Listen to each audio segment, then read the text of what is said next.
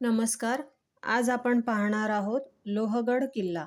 लोहगड हा किल्ला लोणावळ्याजवळ आहे. सदर किल्ला हा समुद्र सपाटीपासून 3420 फूट उंचीवर आहे. भारत सरकारने या किल्ल्याला दिनांक 26 मे इसवी 1909 रोजी महाराष्ट्रातील राष्ट्रीय संरक्षित स्मारक म्हणून घोषित केले आहे. लोहगडावर सातवाहन, चालुक्य, राष्ट्रकूट, यादव या सर्वांची राजवट राहिली आहे. सदर किल्ला हा अतिशय मजबूत, बुलंद आणि दुर्जेय आहे. किल्ल्यापासून जवळच असणारी भाजे आणि बेडसे ही बौद्धकालीन लेणी ज्या काळी निर्माण झाली त्याही पूर्वी म्हणजेच इसवी पूर्व 700 पूर्वी या वर्षापूर्वी किल्ल्याची निर्मिती झालेली असावी. इसवी 1489 मध्ये मलिक अहमदने निजामशाहीची स्थापना केली व स्थापनेनंतर अनेक किल्ले जिंकले. लोहगड हा त्यापैकीच एक आहे.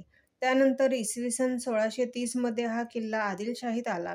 शिवाजी महाराजांनी 1657 मध्ये कल्याण आणि भिवंडी परिसर जिंकला व लोहगड विसापूर किल्लाही आपल्या ताब्यात घेतला. त्यानंतर इसवी 1665 मध्ये झालेल्या पुरंदरच्या तहात हा किल्ला मोगलांच्या स्वाधीन केला गेला. पुढे 13 मे 1670 मध्ये मराठ्यांनी पुन्हा एकदा किल्ला परत जिंकला. पहिल्या सुरत लुटीच्या वेळेस आणलेली संपत्ती नेताजी बालकरने लोहगडावर आणून ठेवली होती. इसवी 1713 मध्ये शाहू महाराजांनी कृपावंत होऊन लोहगड कान्होजी आंग्रे यास दिला. 1720 मध्ये आंग्र्यांकडून तो पेशव्यांकडे आला. 1770 मध्ये नाना फडणवीसांचा सरदार जावजी बोंबले याने तो आपल्या ताब्यात घेतला. नानांनी पुढे धोंडोपंत नितसुरे यांच्याकडे किल्ल्याचा कारभार सोपवला. इसवी 1789 मध्ये नानांनी किल्ल्याचे बांधकाम आणखीन मजबूत करून घेतले. किल्ल्यात नानांनी 16 कान असलेली एक बाव बांधली व तिच्या बाजूस एक शिलालेख कोरला. त्याचा अर्थ असा: शके 1711 मध्ये बाळाजी जनार्दन भानू नाना फडणवीस यांनी ही बाव धोंडो बल्लाळ नितसुरे यांच्या देखरेखीखाली बाजी चट यांचेकडून बांधिवली. नानांनी आपले सर्व द्रव्य नितसुऱ्यांचे निगराणीत लोहगडावर आणले. 1800 मध्ये नितसुरे कैलासवासी झाले व नंतर 1802 मध्ये त्यांच्या पत्नी किल्ल्यावर येऊन राहिल्या. 1803 मध्ये किल्ला इंग्रजांनी घेतला पण नंतर दुसऱ्या बाजीरावाने तो पुन्हा जिंकला.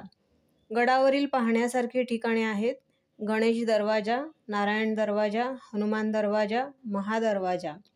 लोहगडाचे सर्वात मोठे वैशिष्ट्य म्हणजे कड्याच्या टोकावर बांधलेली चिरेबंदी वाट. अशी रेखीव वाट फारच कमी गडावर पाहायला मिळते. लोहगड वाडी पार केली की ही सर्पाकार आकाराची वाट सुरू होते. एकदा का कोणीही या वाटेने वर आला की मग तो माणूस वर येईपर्यंत पहारेकऱ्यांच्या नजरेत राहत असे. तो व्यवस्थित हेरला जात असे. वाटेवर वेगवेगळे बुरुज आहेत. त्यावरून बाहेरून येणाऱ्या माणसावर नजर ठेवता येते. वाटेवर गणेश दरवाजा, दुसरा नारायण, तिसरा हनुमान आणि चौथा महादरवाजा असे 4 दरवाजे आहेत.